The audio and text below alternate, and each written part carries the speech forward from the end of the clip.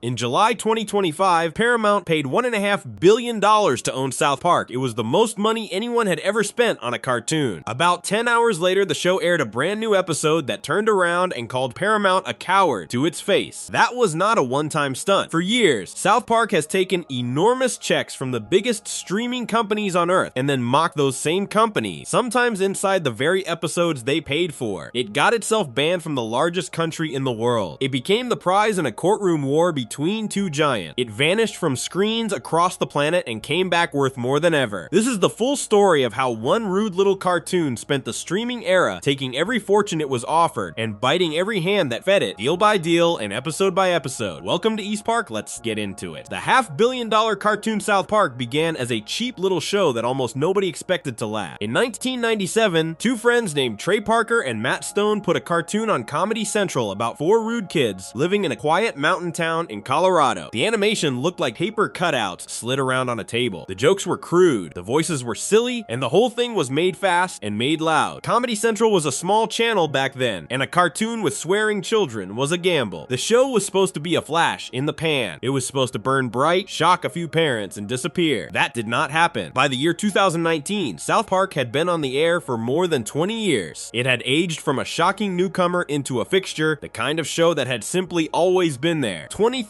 full seasons had been made. That is hundreds of episodes stacked up year after year, covering nearly every big news story and trend and panic that America had lived through since the late 90s. A whole generation had grown up with it playing in the background of their lives. And that giant stack of old episodes turned out to be worth a stunning amount of money. Not because of anything new the show was doing, but because of everything it had already done. To understand why, the world of television itself has to be looked at, because around 2019 it was changing in a way that had never happened before. For most of TV history, people watched shows on a channel at a set time, or they recorded them, or later they bought the DVD. Then a company called Netflix changed the habit completely. Instead of waiting for a show to come on, people could open an app and watch almost anything they wanted, the moment they wanted it, for one monthly fee. No commercials breaking it up, no set schedule, just a huge pile of shows and movies ready to play. Netflix grew enormous doing this, and for a while, it felt like the only place that mattered. The big old media companies watched Netflix get rich off shows that those very companies had made, and they did not like it one bit. So one by one, they decided to stop handing their shows to Netflix and start their own services instead. The company behind HBO was building one. Disney was building one. The company behind NBC was building one. Apple was building one. All of them planned to launch around the same stretch of months, and all of them needed the same thing to survive. A reason for ordinary people to pay them every single month. A brand new service is an empty shell. Nobody pays for an empty shell. To get people to sign up and stay signed up, each company needed shows that folks already love, shows people would happily watch 100 times over, shows that could keep someone watching late into the night without thinking, comfort shows, background shows, the kind of thing a person leaves on while cooking dinner or falling asleep. And very few shows on earth fit that description better than South Park. Hundreds of episodes, endlessly rewatchable, funny in a way that did not demand full attention, a perfect machine for keeping people on a service. So when the right to stream South Park became available, the biggest companies in entertainment lined up to fight over it. The show had been living on Hulu since 2015, which at that point was controlled by Disney. Before Hulu, the episodes had streamed on Netflix. Now the deal was coming up for renewal, and the timing could not have been hotter. Disney wanted to keep it on Hulu. The company building the NBC service wanted it. Netflix, which had once held it, wanted it back. And the company behind HBO, which was putting together a service it planned to call HBO Max, wanted it badly enough to anchor an entire launch around it. Netflix made a strong push. The catch was that Netflix wanted to stream the show all over the world, in every country, not only inside the United States. The people who controlled South Park were not ready to hand over the whole planet in one deal, so Netflix walked away from the table rather than settle for only the American rights. That left the field open, and the company behind HBO Max stepped in and closed it. The amount they paid was reported to be somewhere around $500 to $550 million. That number deserves a slow second look. $500 million.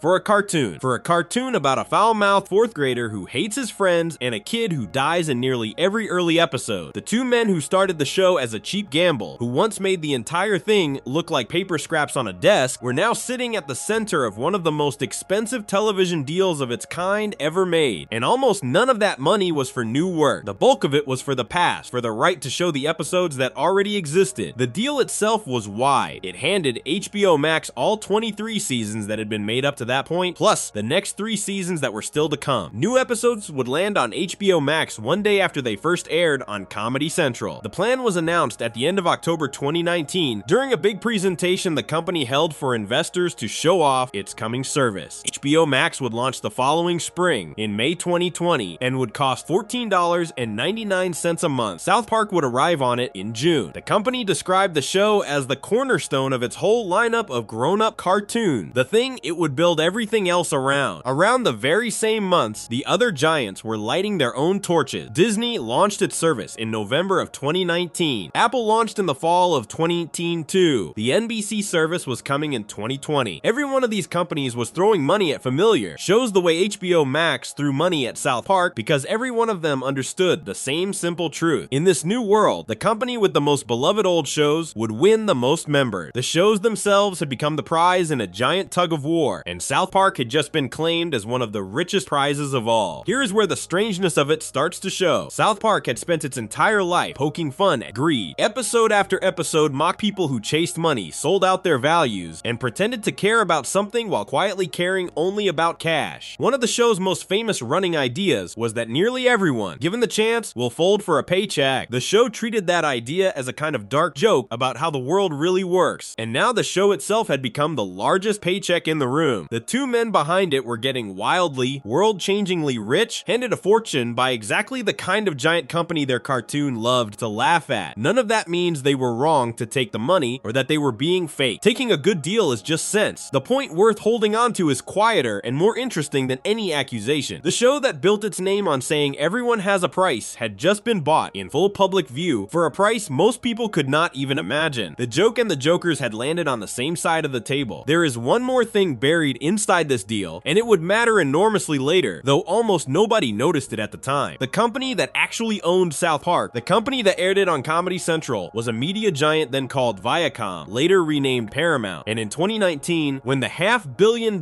deal was signed, Paramount did not yet have a streaming service to own that mattered. So Paramount took the easy money and let a rival company, the one behind HBO Max, stream its biggest cartoon. At the moment, that looked smart. Free money from a competitor. No strings that seemed to hurt. The trouble is that empires do not sit still. Within 2 years, Paramount would launch its own big service and would suddenly, desperately, want South Park back on its own shelf, not on a rival. The very deal that looked so clever in 2019 had quietly planted a problem that would grow for years. It would lead to confusion for fans who would not be able to figure out where to watch the show they love. It would lead to two huge companies dragging each other into a courtroom, and it would lead eventually to the show getting yanked off screens in whole parts of the world while powerful people fought over who got to hold. All of that started here with a single deal made before anyone could see where the road went. A cheap cartoon from 1997 had become a $500 million piece on a board, and the game was only beginning. The picture then, by late 2019, is a clear one. South Park had grown from a gamble into a treasure. The biggest names in entertainment had circled it and fought over it. One of them had won it for a fortune, and the men who made it had been handed money that would have sounded like a fantasy to the two friends sliding paper scraps around a table 2 decades earlier. The show had become a weapon in a war between giants, a war over who could collect the most familiar comfort shows and lock them behind the most monthly fees. And yet, even as that war turned South Park into a golden prize that companies would pay almost anything to own, the show itself refused to behave like a prize. It did not soften, it did not go gentle, it did not start playing nice with the powerful companies now writing its check. Before we move on, if you're enjoying this analysis, please consider subscribing. It helps the channel tremendously. Just 3 weeks before the $500 million deal was announced to the world, South Park had aired a single episode that made fun of exactly this kind of thing. Big companies bending over backwards, swallowing their principles, and doing whatever it took to keep the money flowing. That one episode hit a nerve so hard in a country so large that the show was wiped clean off the internet there almost overnight. An entire nation of viewers tried to play it and found nothing but empty screen. And the two men who made it responded not with an apology, but with a stunt so brazen it is still talked about today. Section 2. Banned in China, by the fall of 2019, South Park had drifted a long way from where it started. The early seasons followed 4 little boys getting into trouble at school. The later seasons handed more and more of the spotlight to a grown-up, Randy Marsh, Stan's dad, who by this point had given up his old life to grow and sell marijuana on a farm he proudly named Tegrity Farm. The name was a joke on the word integrity, which means sticking to what is right even when it costs something. Randy said the word constantly and almost never lived up to it. That that gap between a man who talks about doing the right thing and a man who will do almost anything for a buck sat at the center of the show during these years. It mattered because the episode that aired on October 2019 turned that exact idea on the whole world of big business. The episode was called Banned in China. It went after a habit that had quietly taken over Hollywood and American sports, changing what gets said and shown in order to keep China happy, because China is an enormous market with well over 1 billion people in it, and the money there is staggering. This was not a made-up problem. Real movie studios had for years been quietly reshaping their films to avoid upsetting Chinese officials, because a film banned in China lost out on a fortune. Studios cut scenes, changed details, and in some cases swapped out villains so they would no longer be Chinese, all to keep the door to that giant market open. The changes were small and easy to miss, but they added up to something the show found rotten. Powerful companies were letting a foreign government quietly edit American stories, and they were doing it for money. Banned in China dragged that hidden habit into the open and made it the whole point of the episode. To see why the timing was so sharp, the world outside the show has to be looked at first. Right around the time the episode aired, a man who ran a famous American basketball team sent out a short message online supporting protesters in Hong Kong, where huge crowds were marching for more freedom. The basketball league he worked for, the biggest one in America, did giant business in China and panicked. League officials scrambled to smooth things over, worried that one message about freedom might cost them their Chinese audience and the fortune attached to it. Watching all of this, plenty of people noticed something uncomfortable. Powerful American companies talked a big game about standing for good things at home, then went silent the moment a foreign government with deep pockets frowned at them. South Park dropped its episode straight into the middle of that moment. The story splits in two. In the first half, Randy decides the smart move for his weed business is to sell it in China, since so many companies were chasing that market and getting rich. He flies his family over, gets caught with marijuanas in his bags, and lands in a Chinese prison. Inside, he meets two famous cartoon characters who are locked up, Winnie the Pooh and his little friend Piglet. The reason given is true to real life. Some people online had joked that China's leader, Xi Jinping, looked like the chubby yellow little bear, and in response, China had blocked images of Pooh. So the show puts Pooh behind bars, a soft children's character turned into a political prisoner. Then a version of Mickey Mouse shows up, standing in for the giant Disney company and for Hollywood as a whole. This Mickey is not warm or friendly. He is a cold and angry businessman. He scolds the other locked up characters for saying anything that might upset China, treating their honesty as a threat to everyone's profit, because anything that angers China puts the big money at risk. The choice of Mickey is pointed. The show reached for the single most famous and beloved company mascot in the world, the friendly face of childhood itself, and turned him into a greedy enforcer who cares only about keeping the Chinese market happy. The message underneath was blunt. Even the gentlest, most trusted names in entertainment, the show suggested, will lower their ideals and bend their values the moment doing so opens the door to that much cash. Randy, hoping to get his weed deal approved, makes his pitch to Chinese officials. They turn him down, and Mickey explains that they are still angry about the whole Winnie the Pooh mess. So Randy, furious that one bear is blocking his payday, does something genuinely dark for a cartoon. He lures Pooh down a quiet street with honey and kills him while Piglet watches in horror. He murders a beloved children's character to please a foreign government and protect his profits. The show plays it as a symbol of how far companies are now willing to go for market money. The second half follows Stan. Upset about being dragged out to live on the farm, he starts a loud metal band with his friends and names it Crimson Dawn. A movie producer turns up and offers to make a film about the band's life, the kind of music movie that was popular at the time. Stan is thrilled. The catch arrives fast. To sell the movie in China, certain things have to be cut. Mentions of Pooh have to go. Mentions of gay people have to go. Any talk of organ transplants has to go. The idea of America being a free country has to go. The list keeps growing, each cut more absurd than the last. Soon actual Chinese officials are sitting in on the filming to approve the content, and at one point a censor literally stands over Stan's shoulder in his own bedroom, erasing words as he writes them. A censor is a person whose job is to remove ideas a government does not want people to see. Stan slowly realizes that the only kind of movie China will allow is something safe, dull, and stripped of anything true. By the end, he refuses. He decides he would rather make nothing than betray what he believes to make money. The boys agree with him, and the show frames that choice as the rare right one in a world full of sellouts. What makes the episode bite so hard is the craft underneath it. The show did not invent a fake country or a made-up company to hide behind. It used Mickey Mouse, one of the most protected and powerful brand characters on the planet, and showed him as a cold businessman willing to sell out anyone for Chinese cash. It used Winnie the Pooh, a symbol of pure childhood gentleness, and had him beaten and killed. Those choices were not random, they were aimed. The whole point was to say, plainly, that even the cuddly godliest, most trusted names in entertainment will trade their soul for a market this big. And the running joke about Randy integrity ties the two halves together. The father preaches about doing right while doing wrong, which is the exact behavior the episodes accuses real companies of all over the world. Now comes the part that turns this from a sharp episode into a real event. Within a few days of Banned in China airing, South Park vanished from China. Not just that one episode, the entire show. People searched for it on the country's big online video services, places like Iqiyyi and Youku, which are the Chinese versions of the streaming apps used everywhere else. The episode still showed up in the listings, but tapping play did nothing. They simply would not run. On a giant Chinese forum and on a popular rating site, searching the show's name brought back empty results as if South Park had never existed at all. A government had reached out and scrubbed more than 20 years of a show off the internet in the biggest country on earth, all because of one episode that dared to mock it. Most funny, faced with losing a market that size, would apologize fast and beg to come back. Parker and Stone did the opposite, and they did it in a way that became legendary. A few days after the episode, they posted what they called an official apology to China. It was not a real apology, it was a joke shaped like one. They wrote that, like the basketball league, they warmly welcomed the Chinese censors into their homes and into their hearts. They wrote that they too loved money more than freedom. They cheered for China's ruling party, wished the country a rich autumn harvest, and ended by asking, plainly and mockingly, whether everyone was good now. Every line dripped with the very fakeness the episode had attacked. They were not asking for forgiveness. They were rubbing the whole thing in, mocking the exact grovel that real companies performed whenever China got upset. The reason this matters so much for the larger story is the timing, and the timing is almost too perfect to be real. When Chinese streaming services pulled the plug on South Park, it was early October 2019, when the company behind HBO Max announced it was paying around $500 million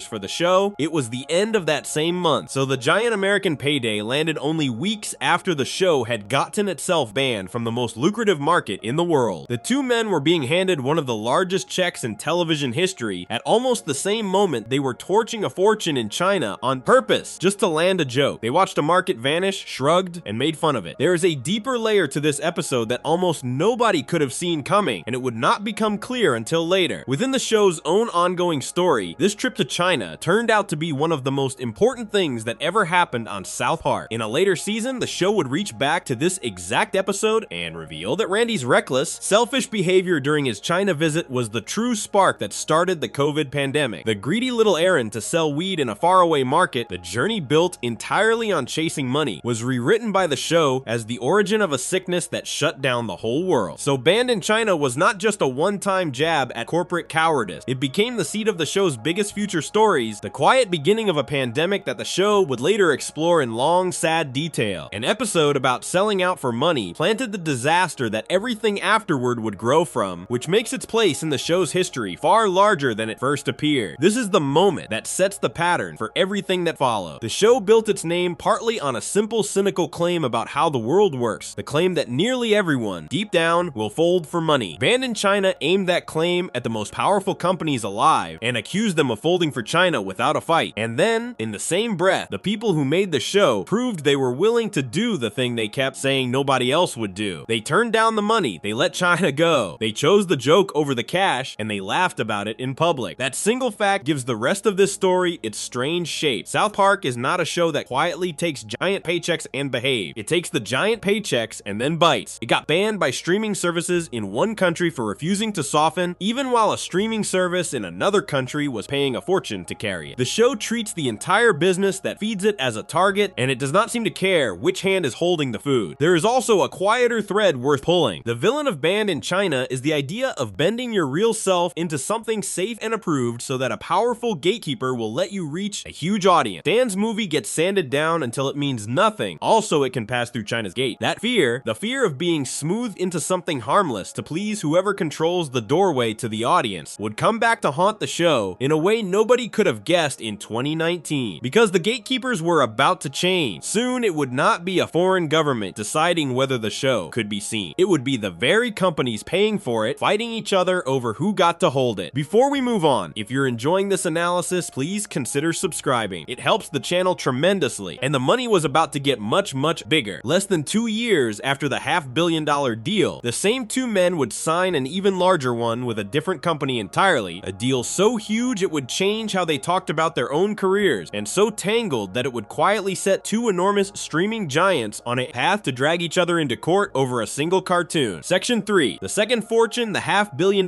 deal in 2019 looked, at the time, like the biggest payday South Park would ever see. It held that title for less than 2 years. By the summer of 2021, the men who made the show signed a second deal that made the first one look small, and this one came from a different company, with a different plan, and a hidden problem buried inside it that would take years to explode. To understand the second fortune, the strange stretch of time right before it has to be looked at first. In 2020, the world shut down. A new sickness spread across the planet, and people were told to stay home. Television production stopped almost everywhere because crews could no longer crowd into rooms together. South Park, oddly, was built to survive this better than most shows. Its small team made each episode fast on computers without a big cast standing on a set. During the lockdown, Parker and Stone tried something they had never done before. Instead of a normal 22-minute episode, they made a full hour-long special about the pandemic itself, written and produced in a rush while the real crisis was still unfolding. The company that owned the show watched them pull this off and liked what they saw. A new way of making South Park had been proven to work, and the people in charge took notice. That company was a giant called Viacom-CBS, later renamed simply Paramount. It owned Comedy Central, the channel South Park had lived on since 1997, and earlier in 2021, this giant had finally launched its own streaming service, the thing it had been missed back in 2019 when it let a rival snap up South Park. The new service was called Paramount Plus. It was late to the fight. Netflix was huge, the HBO service was strong, Disney's service was growing fast, and Paramount Plus was the newcomer trying to convince people to pay for one more app. Like every new service before it, it needed a reason to exist. It needed big, beloved shows that people already trusted. And the biggest, most beloved show this company owned was the very one it had handed to a competitor 2 years earlier. So Paramount did something clever and a little desperate. On August 5, 2021, the company announced a brand new deal with Parker and Stone. The reported size of it was around $900 million. The deal stretched all the way to the end of 2027. It promised 6 more seasons of the show on Comedy Central, which would carry South Park to its 30th season, an almost unheard of run for a cartoon. And it added something new and important: 14 original South Park movies, made to live only on Paramount Plus. 2 of those movies were set to arrive before the end of that very year. The reported terms were staggering in their own right. The company agreed to send the 2 men a flood of cash every year, reported to be somewhere around $150 million a year, just to keep the whole machine running. The size of the number is worth sitting with: $900 million. To the 2 friends who once made the show look like paper scraps slid across a desk, this was a fortune almost beyond imagining. And in his first big talk about the deal, Matt Stone said something blunt that quickly became famous. He described the money as the kind that frees a person from ever having to please anyone again, the kind that lets you tell the whole world to get lost if you feel like it. When a reporter asked whether he feared being canceled or shut down for the show's jokes, Stone basically waved the worry away. The deal had made fear pointless. They had enough money now that they would rather just keep making the show than waste a single breath complaining about anyone who didn't like it. That answer says a great deal about where the show had landed. South Park had spent decades laughing at people who chased money and bent their values to get it. Now its creators had so much money that they openly described it as the freedom to stop caring what anyone thought. The cynical idea the show had pushed for years, the idea that money is the thing that really runs the world, had circled back and become the literal description of their own lives. They were not pretending otherwise. They said it plainly, and they seemed to find it funny. Underneath the eye-popping number, though, sat the real story, and it lived in the fine print most fans never read. The 2019 deal had given the HBO service the exclusive right to stream the South Park series. Exclusive means only that one company was allowed to do it. That deal covered the seasons and the new episode, and it ran until 2025. So Paramount, even though it owned the show, could not simply drop South Park onto its own new service. It had already sold that right to a rival, and the rival still held it. A normal company might have shrugged and waited until 2025 for the rights to come home. Paramount did not want to wait. Paramount Plus needed help now. The clever, slippery solution was the 14 movies. The HBO deal was for the series, for the normal episode. It said nothing about movies. So Paramount decided the new South Park content for its own service would not be called episodes at all. It would be called movies, or special events, longer, different, a separate kind of thing. Matt Stone himself described the first ones as South Park, but a little off, longer pieces closer to real films, built around big single ideas rather than the usual small town story. By labeling them movies instead of episodes, Paramount could argue they fell outside the deal it had signed with the HBO service. The same cartoon, the same characters, the same 2 creators, but sorted into a new box that, on paper, belonged belonged to Paramount Plus. This was a workaround, a way around a rule rather than a breaking of it, or at least that was the bet, and it set up something that had never quite happened before. One single cartoon was now feeding two rival streaming services at the same time. The old episodes and new regular episodes flowed to the HBO service. The new movies flowed to Paramount Plus, two enormous companies each holding a different piece of the same show, each paying enormous money, each with its own claim. For a while, this looked like a win for everyone. The creators got two giant paydays. Both services got South Park in some form. The show kept rolling. A setup like that does not stay peaceful. Two giants holding two pieces of the same valuable thing with a wall of legal fine print between them is a fight waiting for a reason. And the reason would come from those very movies, the ones that supposedly lived outside the rule. The deeper meaning of all this connects straight back to the thread running through the whole story. South Park had become so valuable that the company that owned it was willing to bend its own arrangements, dress up episodes as movies, and risk angering a powerful rival, all to get a piece of the show onto its struggling service. The cartoon about selling out had become the single most fought over thing in its corporate family. Everyone wanted it. Everyone was willing to stretch the truth a little to get it. The show had spent years saying that money makes people do questionable things, and now the proof was the show itself, sitting at the center of grown men in suits twisting their own contracts into knots to grab a slice of it. There is a cultural backdrop to this that makes the size of the money make more sense. The early 2020s were the wildest years of the streaming fight. Every big company was burning cash at a pace that, looking back, seems almost unreal. They paid fortunes for old sitcoms, for movie libraries, for anything that might pull in members and keep them paying month after month. The thinking was simple and a little panic. Whoever ended up with the most beloved shows would win, and whoever lost the race might disappear. In that climate, paying $900 million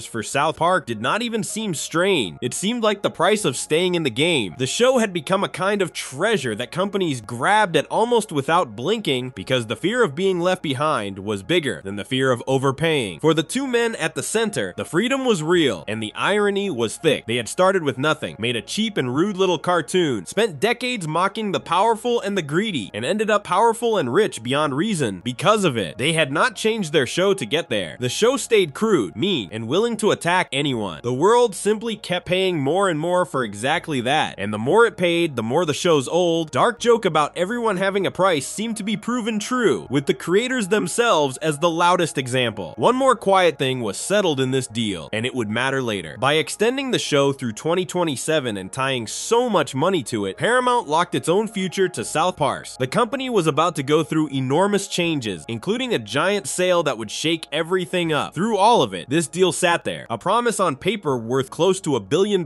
binding a troubled company to a cartoon. When the troubles came, South Park would be tangled in the middle of them because the company had wrapped so much of its hope around the show. A promise that big does not just sit quietly, it pulls everything around it into its orbit. So by the end of 2021, the picture had grown more crowded and more strange than it was just 2 years before. South Park now had two giant streaming services, each holding a different piece of it. Its creators were among the richest people in all of television, free to say and do almost anything. The company that owned the show had bent its own rules to grab a share of it for a service that badly needed the help. And a slow-burning conflict had been lit, hidden inside the difference between a movie and an episode, waiting for the moment it would erupt into a real fight between two of the biggest companies in entertainment. Before we move on, if you're enjoying this analysis, please consider subscribing. It helps the channel tremendously. But before any of that fighting started, the deal had to actually produce something. The very first thing made under this new fortune was supposed to show the world what South Park could do, with more time, more money, and more freedom than ever before. What came out was a bigger, grander version of the show people knew. The first thing they made took the four little boys at the heart of South Park and threw them decades into the future, turning them into broken, lonely, middle-aged men who could barely stand the sight of one another, and it asked a question far sadder than anything a cartoon about fourth graders was supposed to ask. Section 4. The boys grow old. The first thing the giant New Deal produced did not look anything like what people expected. A fortune that size, handed to two men famous for being loud and rude, seemed likely to buy more of the same, only bigger. Louder jokes, wilder shock. Instead, the first movie made under the Paramount Plus deal was quiet, strange, and genuinely sad. It took the four little boys who sat at the heart of South Park and aged them into broken, lonely men in their late 40s, then asked what their whole lives had added up to. For a cartoon built on fart jokes and chaos, the answer it gave was bleak. The special was called South Park Post-COVID. It arrived in late November 2021, just months after the deal was announced, and it was the first of the 14 movies promised promised to Paramount Plus, a second part, South Park, post-COVID. The return of COVID followed only a few weeks later in December. Together, they formed one long story, and that story jumped the whole show roughly 40 years into the future, all the way to the year 2061. For more than 20 years, audiences had only ever seen Stan, Kyle, Cartman, and Kenny as 9-year-old boys. They never aged. That was part of the joke and part of the comfort. They were frozen in time, always in the 4th grade, always in the same little town. The special shattered that freeze. Suddenly, the boys were old, tired, gray, scattered across the country, barely speaking to one another, each one carrying the weight of a life that had not gone the way anyone hoped. The picture of each grown-up boy is where the sadness really lands. Stan Marsh, once the steady and decent leader of the group, has moved away from South Park to a city and lives almost completely alone. He makes his money giving online advice about whiskey, a small and lonely job. The only thing he comes home to is a talking computer assistant, the kind of device that sits in homes and answers questions, except it pretends to be a nagging wife who shouts at him. He has a fake family made of software. He lost touch with his real father years ago. The boy who used to hold his friends together has ended up with no one. Kyle Broflovsky never left town. He stays in South Park and spends his days as a counselor at the same elementary school the boys once attended, helping children with their problems while his own life has quietly stalled. When the story begins, it is Kyle who makes the phone call that pulls everyone back together, because something has happened that none of them can ignore. Kenny McCormick has died. For the entire history of South Park, Kenny dying was the oldest gag in the show. He died in nearly every early episode in some silly or gruesome way, and then simply came back the next week as if nothing had happened. It was never serious. It was never sad. The special takes that worn-out joke and does something it had never done before. It makes Kenny's death real, heavy, and permanent, the kind of loss that cannot be undone by next week. Kenny, it turns out, had grown into the most successful of all of them, a rich and famous scientist, and his death, wrapped in mystery, is the thing that finally drags the old friends back to the town they came from. Then there is Cartman, and his future is the strangest of all. Eric Cartman, who spent decades being cruel to Kyle simply for being Jewish, who built some of his nastiest moments around hating that part of his friend, has in the future become a rabbi, a respected teacher and leader in the Jewish faith. He has a kind wife named Yentl and 3 children he clearly loves. He seems gentle now. He seems good. And Kyle cannot believe a single second of it. Kyle is convinced the whole thing is one long performance, a final cruel trick designed to get under his skin even decades later. The special never fully tells the audience whether Kyle's is right, and that uncertainty is part of the point. The mystery of Kenny's death drives the rest of the story. Searching through his things, the friends find a hidden lab and learn what Kenny had really been working on before he died. He had been trying to build a way to travel back in time, all the way back to the start of the pandemic, so he could stop it from ever happening. He believed that if he could undo the sickness, he could undo the broken gray future they were all living in. The reason behind that belief is the gut punch of the whole thing. A video Kenny left behind reveals who he blamed for the ruined world. Not a government, not a company, not the virus itself. He blamed Stan, Kyle, and Cartman. In his eyes, the pandemic was a kind of test, and the 3 of them failed it. When the hard times came, the friends let fear and anger and distance pull them apart. They stopped laughing. They turned bitter and negative and combative. They let the worst stretch of their lives rot the one thing that had always saved them, which was each other. Kenny believed that the moment their friendship broke was the moment the future broke with it. Watching the video, the 3 old men slowly understand. They were the disaster. They killed the joy that used to hold them up, and in a real sense, by letting that happen, they killed Kenny too. In the second part of the story, they get their chance to fix it. The 3 of them travel back in time, hoping to mend their friendship at the source and save both Kenny and the world. The catch is Cartman. The Cartman of the future, the gentle rabbi with the loving family, secretly does not want the past changed at all. If the friends repair the timeline, his future family might vanish, erased before they were ever born. So even as he helps, part of him is quietly working to keep the broken future exactly as it is, because the broken future is the only one where the people he loves exist. A man torn between saving the world and saving his own family is a heavy idea to hang on a cartoon, and the show lets it sit without an easy answer. The craft underneath all this is what makes it work instead of feeling like a gimmick. The show took its single, dumbest, most disposable joke, the death of Kenny, and treated it with real weight for the first time ever. The animations slowed down. Scenes were allowed to breathe and ache instead of rushing to the next punchline. The talking assistant pretending to be Stan's wife is funny on the surface and quietly devastating underneath, a picture of a man so alone he has bought himself a fake family. Every grown-up version of a beloved character carries a small heartbreak because the audience remembers the hopeful little kid each one used to be and can see plainly how far short the adult fell. What the special is really about reaches past the pandemic. It is about growing up and losing the people who once felt permanent. content. It is about how hard times can either weld friends together or quietly poison everything between them. It is about looking back at your own life from middle age and feeling the cold weight of all the chances you let slip. The virus is the setting, but the true subject is regret and the slow drift that pulls childhood friends into strangers who no longer call. That subject hit with unusual force in late 2021, and the timings explains a lot. The whole world had just lived through years of lockdown, distance, and fear. People everywhere had drifted from friends they used to see every day. Plans had dissolved. Closeness had faded into silence. So a story about 4 friends who let a pandemic pull them apart forever did not feel like fantasy. It felt like a mirror held up to something everyone had just been through. The sadness was not borrowed or fake. It was pulled straight from a wound that had not yet healed. There is a second mirror, deeper and stranger, in who was watching. The children who first fell in love with South Park back in the late 90s were no longer children. Many of them were now adults in their 30s and 40s, the same rough age as the broken future versions on the screen. They had grown up alongside the show. Seeing the boys old, lonely, and full of regret landed differently for a generation that was starting to feel those exact fears in their own lives. The fear of looking up one day and finding that the friends who once felt eternal had quietly become memory. The show had aged with its audience, and in this specials it pointed that aging straight back at them. All of this matters to the larger story for one simple reason. This sad, ambitious, oddly beautiful thing existed only because of the streaming money and the clever trick that came with it. South Park post-COVID was not a normal episode. It was one of the movies, the special new kind of content invented to slip around the deal that gave the HBO service the rights to the series. Calling it a movie instead of an episode was the loophole that let Paramount put it on its own service. So the very freedom that produced this strange, heartfelt swing, the freedom to make something an hour long and serious and unlike anything the show had done, came directly from a contract trick that 2 giant companies would soon be fighting over in court. The thing that let the show grow up was the same thing that would tear at it from the outside. There is a quiet irony folded into that, and the show seems almost unaware of it. South Park post-COVID is a story about people who lose what matters most because of forces they cannot control, forces that show up uninvited and pull their lives apart. And the show telling that story was at that very moment becoming a thing pulled apart by forces it did not control, claimed and counterclaimed by companies that cared about it as a product rather than a piece of anyone's heart. The boys on the screen mourned a friendship broken by something bigger than themselves. The show itself was about to be broken slowly by deals and lawsuits and corporate fights bigger than any joke it could make. So the first fruit of the second fortune turned out to be the most emotional thing South Park had ever made. It proved the new format could work. It proved the money could buy something other than noise. And it set the shape for the special events that would follow, the movies that lived only on Paramount Plus, separate from the regular show. Before we move on, if you're enjoying this analysis, please consider subscribing. It helps the channel tremendously. The next of those movies would not look inward at sad futures or lost friendship. It would do something far more direct and far more daring. It would turn the show's camera straight onto the war the show was trapped inside, the fight between the streaming services for control of everything, and it would carry a title that named that fight out loud. A cartoon owned by one streaming giant, carried by another, and fought over by both, was about to make a movie about the streaming wars themselves. Section 5. The war with its own name. The streaming money had already bought South Park a sad story about the future. The next thing it bought was stranger and far bolder. The third of the 14 movies promised to Paramount Plus arrived on the first day of June 2002, 2 and a fourth followed a few weeks later in July. Together they made up one story, and that story was called plainly and on purpose South Park, the Streaming War. A cartoon that was at that very moment, the prize being fought over by 2 giant streaming companies, sat down and made a movie about streaming companies fighting over everything. The show pointed its cameras straight at the war it was trapped inside, and gave that war its own name as a title. The whole thing rests on a single pun, and that pun is the key to understanding everything the special is doing. The word stream has 2 meanings. A stream is a small line of flowing water, the kind that runs through a forest or down a hill, and streaming is the word for watching shows and movies online through an app for a monthly fee. South Park took those 2 meanings and smashed them together into one joke that runs the entire length of the movie. In the story, Colorado is hit by a terrible drought. The streams of water are drying up, and as the water grows scarce, a battle breaks out over who gets to control what little is left. The fight over the drying streams of water is built, beat for beat, to stand in for the real fight over streaming services. Every joke about water is secretly a joke about the companies the show itself was caught between. The plot on its surface is pure South Park chaos. A drought has gripped the state, and the show blames it on Manbearpig, a monster the show invented years earlier as its odd cartoonish stand-in for global warming, and the slow damage humans do to the planet. The city of Denver announces it has to cut back on water. People panic. A man complains that the shortage will ruin the dozen golf courses he owns, which is the show poking at the rich for caring about their lawns while a real crisis builds. Meanwhile, out at Tegrity Farms, Randy Marsh is shown pouring huge amounts of water onto his marijuana crop, hogging the very thing everyone else is being told to save. The hypocrisy is the point. Everyone preaches about saving water while quietly grabbing as much as they can for themselves. At the dark center of the story is a familiar character, a man called Pai Pai who owns a water park. Pai Pai is the villain, and his scheme is the sharpest part of the whole special. He has secretly helped cause the drought on purpose. His thinking is cold and simple. If he can dry up every other source of water in the region, then his park, full of its own foul water, becomes the only water left. People would have no choice but to come to him and pay him for it. He would be the single source, the one place everyone has to go, the only stream in town. He wants to own the streams completely so that everyone is forced to pay him and only him. That scheme is the streaming wars laid bare. The real streaming companies were trying to do the exact same thing in their own way. Each one wanted to gather up so many beloved shows, lock them behind its own app, and make itself so necessary that people had no choice but to pay it every month. Each one dreamed of being the one service everyone needed, the only stream worth having. Pai Pai drying up the rivers, so people must buy his water, is the cartoon version of a company buying up every show, so people must buy its service. The special took the quiet boardroom strategy of giant corporations and turned it into a sweaty villain trying to corner the water supply, and the comparison fits so cleanly that the joke barely needs explaining. Around all this runs a second story, the Battle of Wills the special was advertised on. Cartman, in his usual scheming way, has bullied and manipulated his mother Leon until her life has fallen apart. He has pushed her so far that she lost her job and could no longer pay rent, and the two of them end up living inside a hot dog stand. Cartman keeps demanding that she do what he wants, and for years his threats always work. He would threaten to run away, or to call the police, or to go live with his grandmother, and his mother would always cave. This time, she does not. Leanne finally plants her feet and refuses to give him another inch. When Cartman threatens to run off, she calmly tells him to go ahead. The shock on his face is the whole joke. The boy who always won has finally met a wall, and the wall is the one person who used to fold every time. His schemes spiral into something genuinely ridiculous, involving fake surgery, and by the end, his absurd choices loop back around and become part of the strange solution to the water crisis itself. The drought is finally broken not by the villain, and not by any company, but by Randy, of all people. Racked with a rare bit of guilt, he abandons his marijuana farm and returns to his old job studying rocks and the earth. He proposes building a machine that can take salty, undrinkable water and turn it into clean water people can use, which would give the town a source that Pai Pai cannot control. This breaks the villain's whole plan, because if there is another stream, Pai Pai can no longer be the only one. Pai Pai rages and tries to stop it, and in the end he is destroyed by the very monster he had been using, Man Bear Pig, who turns on him once the creature's own family is free. The streams come back, the single source is broken, the town survives, the craft of the special lives in how tightly the cartoon nonsense maps onto the real situation. Nothing in the water plot is random. The drought is the shrinking supply of must-watch shows. Pai Pai is the company trying to become the only place to get them. The desperate townspeople fighting over scraps are the audience, stuck paying more and more for less and less. The solution, a new independent source that breaks the monopoly, is the dream of a world where no single company gets to own everything. The show built an entire action story whose every gear turns on the logic of the streaming business, and it did this while being itself a piece of the streaming business. Here is where the layers of meaning fold over on themselves into something almost dizzying. South Park was owned by Paramount. The special aired on Paramount Plus, Paramount's own struggling service, made as one of the 14 movies in the giant deal. At the very same time, the rights to stream the regular series belonged to a rival, the HBO service, under the older deal. So the show was a thing being fought over by two streaming giants, and that thing, that prize, made a movie making fun of streaming giants fighting over things. The satire was not coming from some neutral outsider laughing at the industry a safe distance. It was coming from the most valuable trophy in the entire fight, a trophy that fully understood it was a trophy. The deepest twist sits on top of all that. The movie mocking the streaming wars existed, at least in part, to win the streaming war. It was made to give people a reason to sign up for Paramount Plus and to keep paying. So the joke about a villain trying to lure everyone to his single source was, in real life, bait designed to lure people to Paramount's single source. The show made fun of the trap while functioning as part of the trap. It got paid to mock the hand feeding it, and the mockery itself was a tool for the hand to grab more customers. Every direction this thing is looked at, it folds back into the same shape. The show profited from the streaming wars by making fun of the streaming wars, and that is about as pure an example as exists of the strange game South Park Park had been playing for years. This connects straight back to the thread running through the whole story. Years earlier, Banned in China had accused the world's biggest companies of selling out their values for market money and had done it right as the show landed its first giant streaming payday. The Sex and Giant deal then proved the show could be bought like anything else for a fortune. The Sad Future special showed what that fortune could create, and now the streaming wars showed something new and almost startling. The show was fully openly aware of its own situation. It knew it was a pawn. It knew two companies were dragging it back and forth, and instead of hiding from that or pretending to be above it, it turned the whole mess into the plot of a movie and winked at the audience while cashing the check. The show had stopped just mocking other sellouts. It was now mocking the exact corner it had been backed into and getting paid by the company that had backed it there. The timing of why this landed so hard with viewers mattered. By 2022, ordinary people were tired. The streaming dream had soured. What had started as one cheap app with everything on it had splintered into a dozen apps, each demanding its own monthly fee, each holding a few shows hostage, none of them holding everything. To watch the handful of programs a person actually cared about, they now had to pay several different companies, juggle several different apps, and still come up short. The promise of easy all-in-one watching had quietly become a maze of bills. A story about precious streams drying up while a greedy villain hoarded the supply and forced everyone to pay him spoke directly to that exhaustion. People understood the feeling of being squeezed by companies that all wanted to be the only one. The special gave that feeling a face and a water park. There is a generational layer underneath the jokes, the kind South Park slips in without ever announcing it. The people watching, many of whom had grown up with the show, were being quietly taught how to see the business they were living inside. The special framed the entire streaming industry as a land grab, a scramble by powerful companies to fence off what used to be open and charge admission. It did not lecture. It just built a story where that grab was the villain's plan and let the audience feel, in their gut, that something about the whole arrangement was a little bit of a con. A viewer could finish the special and look at the row of apps on their own, television with slightly more suspicion than before, even while still paying for every one of them. The hypocrisy mirror is worth pausing on because the show holds it up without flinching. Randy hoarding water at his weed farm during a drought while everyone around him is told to conserve is a small ugly picture of taking more than your share from a system everyone depends on. And the show itself was doing a gentler version of the same thing. It depended on the streaming system, drew its fortune from it, lived inside it, and used it to reach its audience, all while making a movie that treated that system as something close to a scam. The show was Randy, in a way, drinking deeply from the very thing it pointed at and called wasteful. South Park rarely lets anyone off the hook, and on close inspection, it does not fully let itself off the hook either. The hypocrisy is right there in the frame, half hidden for anyone who cares to notice. By the time the second part ended, the special had done something most shows would never dare. It had taken the single most awkward fact about its own existence, the fact that it was a beloved show being torn between rival corporations, and turned that fact into entertainment, into profit, into another reason to subscribe. It treated its own cage as material. It made art out of the bar. Before we move on, if you're enjoying this analysis, please consider subscribing. It helps the channel tremendously. The trouble is that a joke about a war does nothing to end the war. The show could laugh about streaming services fighting over everything, could name a movie after that fight and stream it on one of the very services doing the fighting, and the real war would keep grinding on, untouched by the satire. And that real war was about to stop being something happening to companies in distant offices. It was about to land squarely on the people who simply wanted to watch the show. Because out in the real world, the same split that funded all of these specials had created a genuine mess for fans, a confusing tangle in which the old episodes lived in one place, the new movies lived in another, and millions of viewers found themselves paying two rival companies for a single cartoon and still unable to find half of what they were looking for. Section 6, two company, one cartoon. The show could make a whole movie laughing at the streaming wars, but laughing at a problem does nothing to fix it. Out in the real world, away from the jokes, the very same split that paid for all those specials had created a genuine mess, and the people stuck cleaning it up were the fans. South Park had always been the easiest kind of show to enjoy. Put it on, half watch it, laugh, let it run. Comfort television. By the early 2020s, though, simply finding the thing had turned into a small headache, and the reason traced straight back to the Two Giant deal. A quick reminder of how the pieces had landed. The 2019 deal gave the HBO service the exclusive right to stream the regular South Park series in the United States, meaning all the old seasons and all the new episodes, with new ones showing up the day after they aired on television. The 2021 deal gave Paramount, through its own service Paramount Plus, the new movies and specials. So one company held the show, and a rival company held the special events based on the show. Two different doors, owned by two competitors, competitors, leading to two different halves of the same thing. For a person in the United States who just wanted to watch South Park, this meant a strange and annoying truth. To see the regular episodes, the hundreds of normal half-hour shows, a person needed the HBO service. To see the big new specials, the post-COVID story, or the streaming wars story, that same person needed Paramount Plus, a completely separate app with its own separate monthly bill, owned by a rival company. One fan, one cartoon, two subscriptions, and neither service had the whole thing. The HBO service had the series but not the new movie. Paramount Plus had the new movies but not the series. Whichever one a person paid for, they were missing a chunk of South Park, and the only way to have it all was to pay both. The confusion ran deeper than just two services, because even the specials were scattered. Not every special lived in the same place. An earlier special about the vaccine, made before the big movie deal really kicked in, ended up on the HBO service, sitting alongside the regular episode. A behind-the-scenes documentary about how the show gets made, a fascinating look at the rushed week it takes to build a single episode, also lived on the HBO service. Meanwhile, the post-COVID story and the streaming wars story were locked away on Paramount Plus, so a fan could not even use the simple rule of all specials in one place and all episodes in another. The specials themselves were split between the two rivals depending on exactly when each one was made. A person hunting for a particular South Park story had to remember not just what kind of thing it was, but roughly when it came out, just to guess which app might be hiding it. Even the original movie added to the tangle. The famous full-length South Park film from 1999 sat on Paramount Plus for American viewers. But for viewers in Britain, that same movie was somewhere else entirely, on a different service owned by a different company. The pattern repeated everywhere. Almost nothing about where to watch South Park was simple, and almost nothing matched from one place to the next. The picture got worse once a person stepped outside the United States, because the rules flipped depending on the country. The HBO service did not even exist in many parts of the world. In Britain, for example, there was no HBO service to subscribe to at all, so the British fan could not watch the regular series the way an American did. Instead, the entire library of old South Park seasons in those countries lived on Paramount Plus. Around the end of 2022, the company moved the show's whole back catalog so that outside the United States, the old episodes streamed only on Paramount Plus. The result was a split so odd it almost sounds made up. An American and a Briton, both saying they were going to go watch South Park, were opening two completely different apps, owned by two different companies, to watch the exact same show. The series that a person in Denver found on the HBO service, a person in London found on Paramount Plus. Same cartoon, same episode, two different homes, decided entirely by which country someone happened to be sitting in. On top of all this came a problem that had nothing to do with rights at all, and everything to do with name. The HBO service kept changing what it was called. It launched in 2020 as HBO Max. Then in 2023, the company dropped the HBO part and renamed the whole thing simply Max, hoping a shorter name would pull in more people. Then a couple of years later, in 2025, the company changed its mind and switched the name back to HBO Max again. For a casual fan trying to remember where the show lived, this was maddening. The place they had found South Park last year had a different name this year, and then changed back. A person could not even rely on the name of the service staying still long enough to recommend it to a friend. The lived experience of all this is where the frustration really bites, and it is worth picturing plainly. A person comes home tired. They want to do the simplest thing in the world, the thing South Park was practically built for. They want to flop on the couch and put on an episode while they eat. They open one app. It has the old episode, but not the special they heard about. They open a second app. It has the special, but the season they wanted is missing. They are not sure which country's rules apply to them, or whether the service they are looking at changed its name, or whether the thing they want even exists where they live. A show that was designed to be effortless background comfort had become a small research project. The whole appeal of South Park was that it asked nothing of the viewer. The streaming setup around it suddenly asked quite a lot. Why any of this happened comes back to the clever trick from the second giant deal. Paramount had sold the streaming rights to the series to a rival before it had its own service ready. When Paramount finally built its service and wanted the show back, it could not simply take it, because the rival still held the rights. The workaround was to invent the category of movies and specials, things the old deal supposedly did not cover, and pour those onto Paramount Plus. That trick is exactly what created the split. The series went one way because of the old deal. The new specials went the other way because of the new deal. And the fan, who never signed any contract and never cared about any of it, got caught in the gap between two pieces of legal paper. The wall that ran down the middle of South Park was built by lawyers, and ordinary viewers kept walking face first into it. The deeper meaning of this stretches well past one cartoon, and it cuts to the heart of what the whole streaming promise had become. When streaming first arrived, the pitch was simple and beautiful. One service, one small monthly fee, everything in one place place, ready to play, no waiting, and no hassle. That promise is what made people happily cancel their old cable boxes and switch over. South Park, sitting split across two rival apps, scattered by country, hidden behind shifting names, is the perfect tiny picture of how badly that promise had cracked. The dream of one easy place had shattered into a dozen competing places, each holding a piece of what people wanted, each demanding its own fee, none of them complete. The viewer who had switched to streaming to escape the mess of cable found themselves in a new mess that was, in some ways, worse, because at least the old cable box had everything in one spot. There is a sharp irony sitting right on top of all this, and the show had practically written it itself. In the Streaming Wars special, the villain's evil plan was to dry up every other source and force everyone to come to his single stream and pay him. The horror the movie pointed at was a world where you had to go to several different controlled sources just to get what you needed, where greedy owners fenced everything off and charged for access. And in real life, South Park itself had become a small living example of that exact horror. To get the full show, a fan had to visit two fenced-off sources owned by rivals, pay each one, and still not have everything together. The movie warned about the trap. The movie was streaming from inside the trap. The thing mocking the maze was one of the most tangled corners of the maze. The cultural moment made the frustration land even harder. By the middle of the 2020s, people everywhere were tired of streaming in a way they had not been a few years before. The monthly fees kept rising. The services kept multiplying. Shows people loved kept vanishing from one app and reappearing on another, or disappearing entirely. Logging in had become a chore of remembering which service had which show, of juggling several bills, of feeling slowly squeezed by companies that all wanted the same thing, which was a permanent place on the credit card statement. South Park, being a pain to locate, was just one more grain of sand in an already itchy shoe. It fit a feeling millions of people already had, the feeling that the whole arrangement had quietly turned against them while promising to serve them. For the generation that had grown up with the show, this carried a particular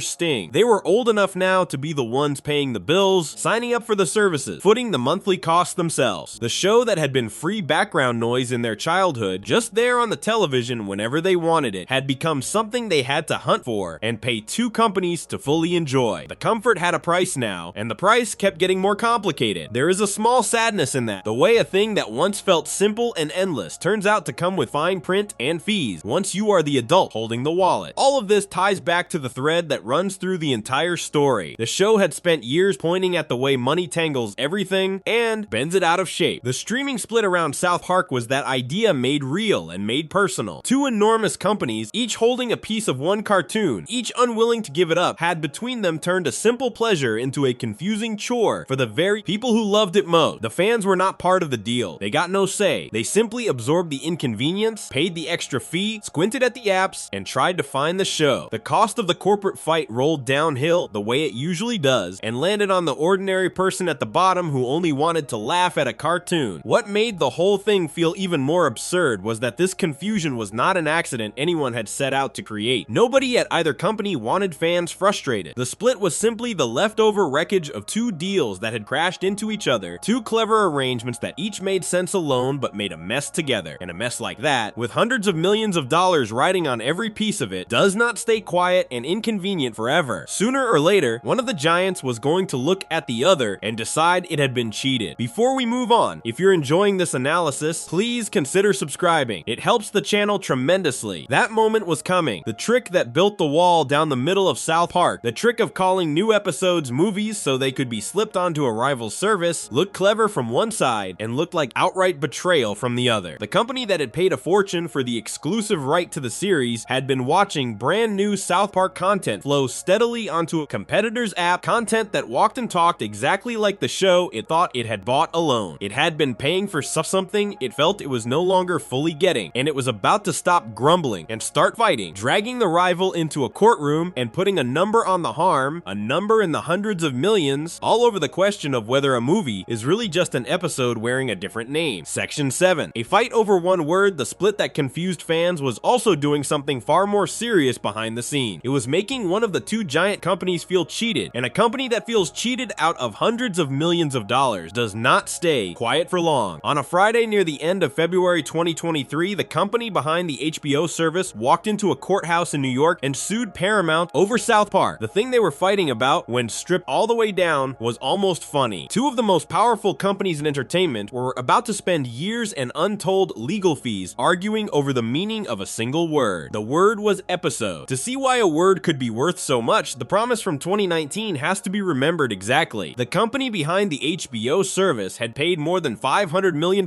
for the exclusive right to stream South Park in the United States, and exclusive meant only they were allowed to do it. That deal covered the old episodes and the new one, and it ran until 2025. Broken down, the company was paying around $1.75 million for every single episode it received, a staggering amount of money for one cartoon, all built on the understanding that new South Park would flow to them and to no one else. Then the pandemic hit, and the show changed how it worked. Instead of churning out the usual batch of short episodes, the creators began making longer, supersized specials. The HBO service got some of these. It received the 2 pandemic specials, which the show counted as a whole season, plus 6 normal episodes for the next season. By early 2023, that was the grand total the HBO service had been handed under its expensive deal: 8 new pieces of South Park. Meanwhile, the rival service, Paramount Plus, was getting fed. Paramount Plus received 4 supersized specials: the post-COVID story and the Streaming Wars story, each one built in the same long format and running roughly the same length as the pandemic specials the HBO service had been given. On top of that, Paramount Plus was promised 10 more of these long specials in the years to come. The company behind the HBO service looked at this and saw something it could not stomach. The same kind of content, the same length, the same characters, the same creators was being made and handed to a competitor, while the company that had paid $500 million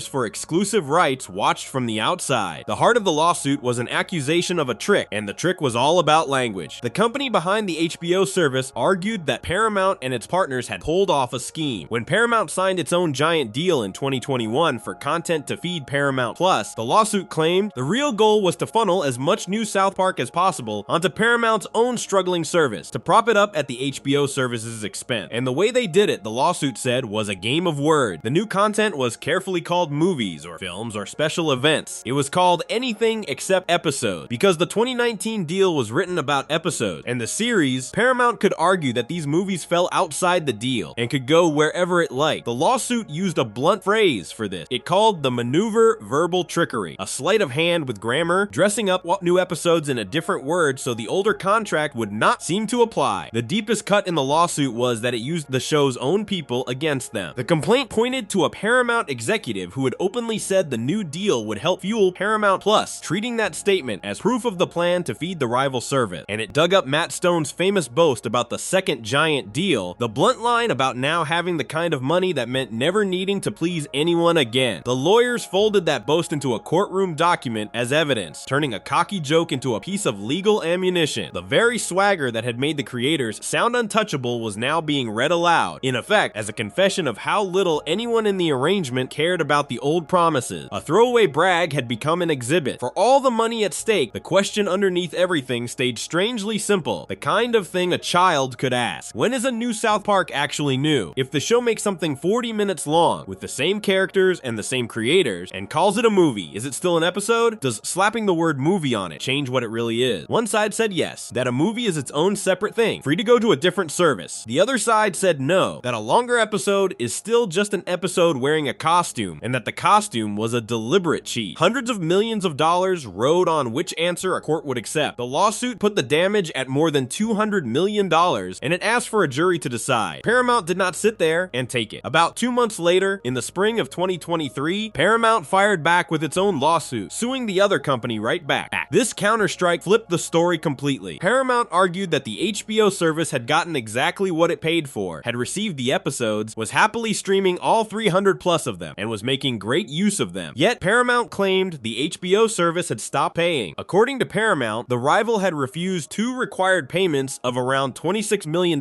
each, one in late 2022 and another in early 2023, and was sitting on more than $200 million in fees it still owed for the rest of the deal. So while one company accused the other of stealing content through word game, the other accused the first of simply not paying its bills for content it was using every single day. Each one painted itself as the honest party being robbed by a greedy neighbor. The picture this created is almost too perfect. 2 of the largest media empires on earth, each worth many billions, stood in a New Yorker courtroom pointing fingers. One yelling that the other had cheated it out of episodes, the other yelling that the first was a deadbeat refusing to pay. Both of them clutching the same cartoon about foul-mouthed 4th grade. The entire reason South Park exists is to laugh at exactly this kind of thing, at powerful people consumed by money, twisting words and rules to grab a little more, each one certain it is the wrong wronged hero of the story. The show had spent 25 years building that joke. Now, the joke was happening around the show in real life with real lawyers, and the show was the prize being yanked back and forth in the middle. The press covering the fight could not resist the obvious comparison. Reporters joked that the whole brawl sounded like something the show's own most selfish character would cook up, a scheme to sue everyone in sight and storm off. One headline boiled the entire expensive dispute down to a single childlike question about when a new episode counts as new. The people whose job was to report on the streaming business clearly found it absurd that this much money and this many lawyers were being thrown at a question that sounds like a riddle, and the absurdity was the truest part of it. The fight really was that silly at its core and also that serious, both at once. A judge eventually had to wade into the word game. Paramount tried to get part of the lawsuit thrown out, asking the court to toss the claim that it had unfairly gotten rich off content, said should have gone to the rival. The judge refused. She let that part of the case stand and ruled that it could move forward, possibly all the way to a jury. Her reasoning was plain and patient. The company suing had made a list of accusations, the judge wrote, and the company being sued denied them, but at that point neither side had actually proven or disproven anything. The matter would have to be sorted out properly. The fight over whether a movie is really an episode, in other words, was not getting waved away. It was heading toward a real trial, with a real verdict over a cartoon. What this whole legal mess revealed sits right at the center of the larger story. South Park by this point had become almost pure product in the eyes of the giants holding it. Not a piece of art anyone in those boardrooms loved, not a comfort show people fell asleep to, but a number on a balance sheet, a thing whose value could be sliced, argued over, and fought for in court, down to the exact meaning of a contract word. The lawsuit noted, coldly and accurately, that South Park was one of the very best performers on the HBO service. It was often the first thing new members watched when they signed up, one of the most watched things on the whole platform, a major reason people paid and stayed. To the company, that loyalty translated directly into money, and money worth defending in court. The thing that made millions of people happy had been reduced, in the eyes of the suits, to a weapon and an asset. The warmth the fans felt for the show was, to the companies, just a number that proved how much the show was worth stealing or keeping. There is a cultural backdrop that explains why the giants were willing to fight this hard over relabeled cartoon. By 2023, the streaming dream had turned painful for the companies too. Many of these services were losing enormous amounts of money. The early years of throwing cash at any show in sight had given way to a harsher time, cutting costs, shedding shows, and squeezing every drop of value out of whatever they already held. In that climate, a proven beloved, endlessly rewatchable show like South Park was not just nice to have. It was a lifeline, the kind of dependable favorite that keeps members from canceling. Both companies were fighting for their lives in the streaming race, and a guaranteed crowd pleaser was worth going to war over. The desperation in those courtrooms was real. These were not rich men squabbling over pocket change. These were giants who had bet their futures on streaming, grabbing at one of the few sure things left. For the fans, watching all of this from the outside, there was something quietly deflating about it. The show they loved, the one that felt like a friend who never took anything seriously, had become the rope in a corporate tug of war. Its jokes were being read aloud in legal filing. Its episodes were being counted and priced like cattle. The creators' cocky one-liners were being used as evidence. A show built on the idea that nothing is sacred was learning in a roundabout way that to the companies around it, nothing about it was sacred either. It was all just inventory. The same generation that had grown up treating South Park as pure freedom got to watch it become the most fought over piece of property in $2 billion